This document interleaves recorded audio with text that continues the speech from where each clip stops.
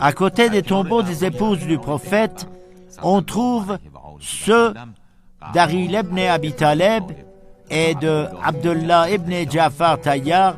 Aril fut enterré dans sa maison. Il était aveugle et pauvre.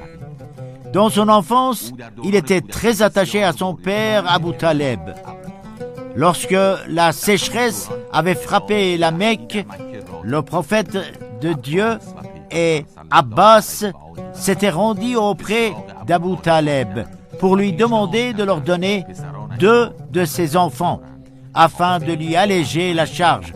Abu Taleb avait donné Ali au prophète et Ja'far à Abbas, mais il avait refusé de laisser partir Aril, car ce dernier était aveugle. Abdullah ibn Ja'far était donc le neveu de l'imam Ali. Abdullah ibn Ja'far s'était marié avec Zainab, la fille de l'imam Ali, et ils avaient eu 4 enfants qui, certains parmi eux, étaient morts en martyrs lors de la tragédie de Karbala. Abdullah ibn Ja'far était un proche et suivait le prophète partout où il allait. Lorsqu'il se promenait, Abdullah se plaçait toujours devant. Et s'il devait entrer dans un endroit, c'est lui qui entrait avant et sortait après le prophète.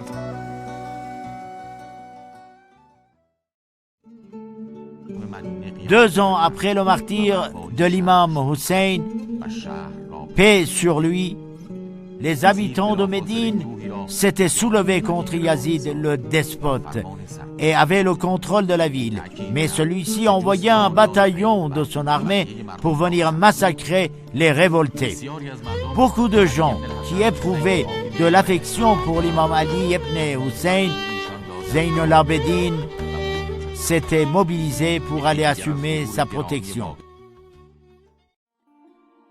L'un des honorables tombeaux de Bari est le tombeau de Halimé Saadiyeh, qui se trouve au nord-est du cimetière.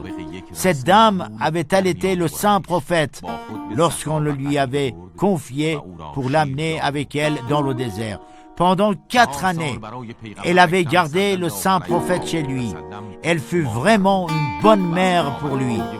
La présence du prophète chez Halima avait rendu cette famille fortunée. Quel est le plus grand honneur que d'être la nourrice de la meilleure des créatures de Dieu?